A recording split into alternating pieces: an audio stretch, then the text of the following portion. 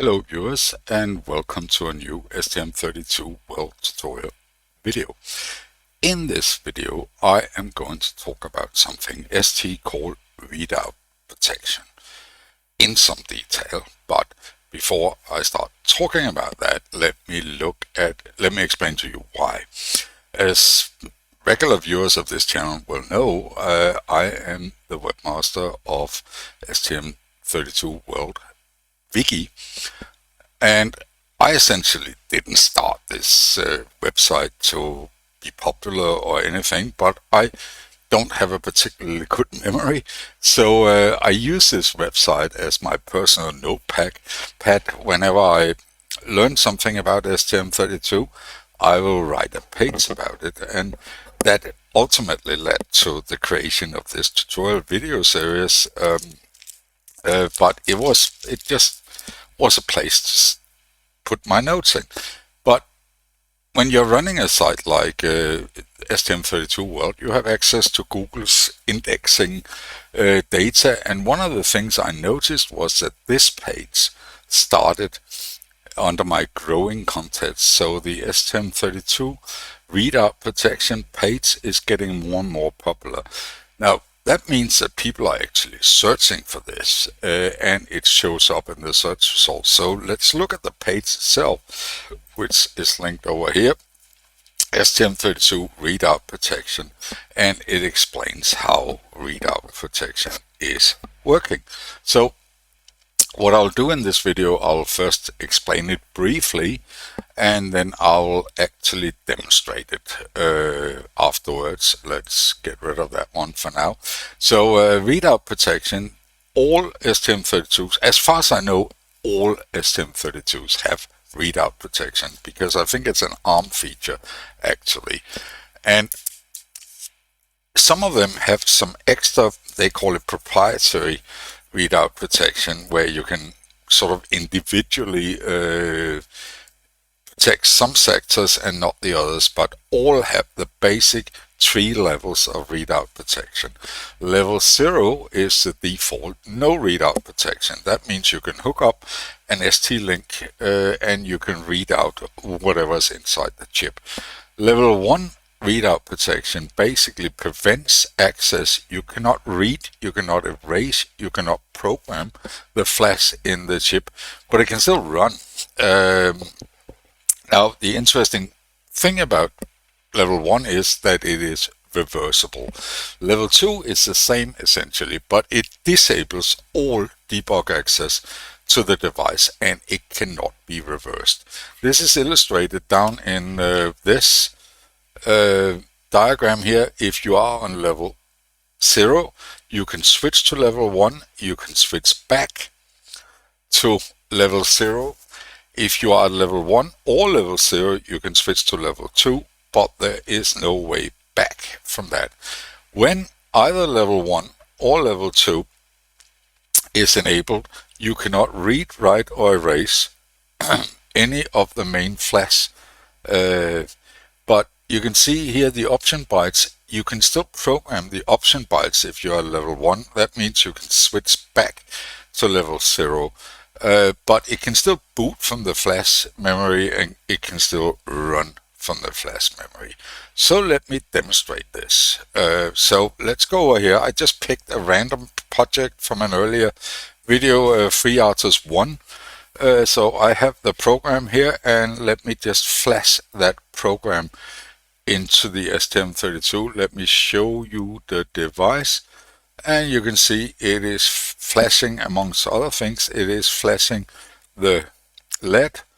And let me also show down here, it shows a serial output of this. Now let's try to use the Cube programmer.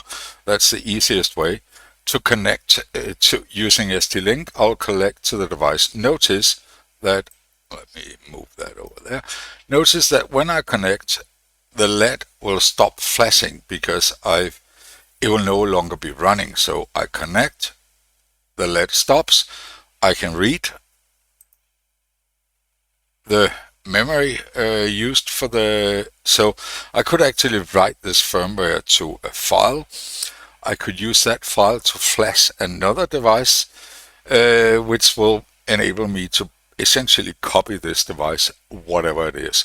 So let's try to switch on the readout protection. So down here under OB, which is option bytes, you have readout protection, and you can see it is AA, which is level 0, no protection.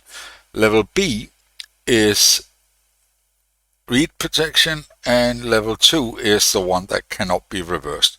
So I am not going to set this to level C, because that would basically break this particular device, but it should be safe to switch it over to BB and apply this.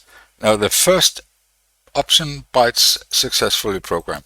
Now the first result of this is if we go up here and try to read again, we'll get read failed. I cannot read the memory. Now if I disconnect, the device should actually start again. Now I don't know why, but it doesn't happen. I have to actually hard disconnect this from I just pulled out the cable and stick it in again. Now if I do that, you can see there, I think you can see the LED is actually flashing again. So the device is running, and if I go down here, I can connect to the serial port again, and I get the serial output. So for all intents and purposes, this device is now running normally. But you will notice now if I go into STM32 Cube ID and try to flash it again, what? There, it will come up with an error. I am not allowed to flash this device. It is not running actually after I try to flash it. So I can actually hold it, but can I wait? No, I have to. Oh, well, it did actually work. I can reset it now. Let's try that again. Where is Cube IDE? And I try to flash it.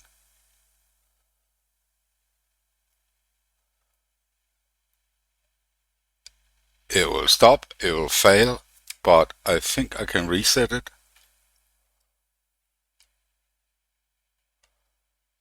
No, I can't. I actually have to power cycle it.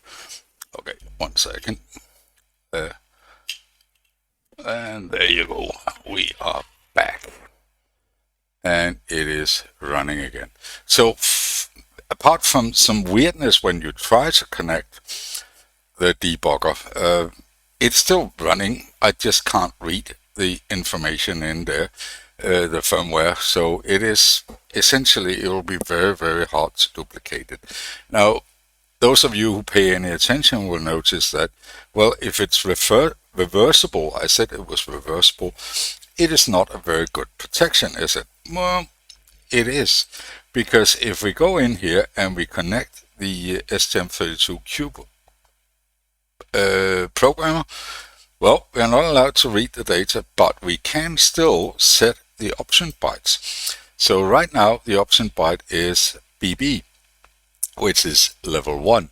And level 1 is reversible, so if I take this one and set it back to AA and apply, something interesting happens. You will notice that it actually takes quite a long time, and the reason for that is that it actually erases the entire internal flash.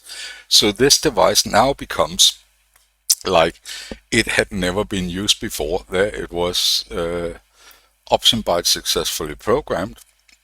I can read the option bytes, it'll be AA. Now I can actually read the memory, but the memory will be completely erased. Erased memory on flash memory on an STM32 is always full of ones. So FF throughout the memory. So now I can actually go into STM32 Cube ID again, and I can flash my firmware and use that didn't work.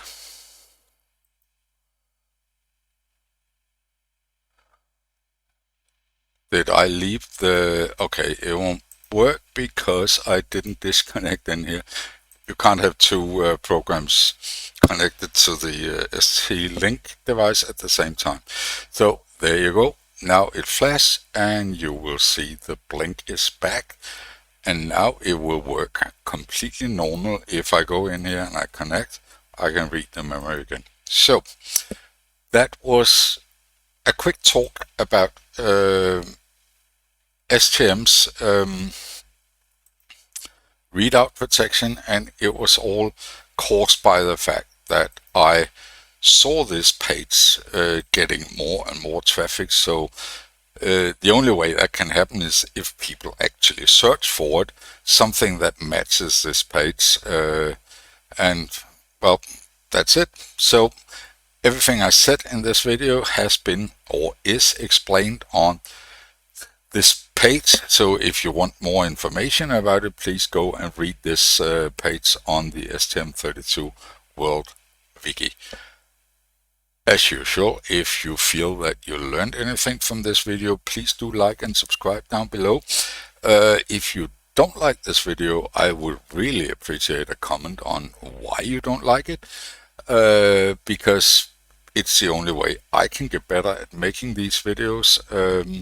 So please comment down below and tell me what you didn't like about it. And as usual, have a wonderful rest of the day.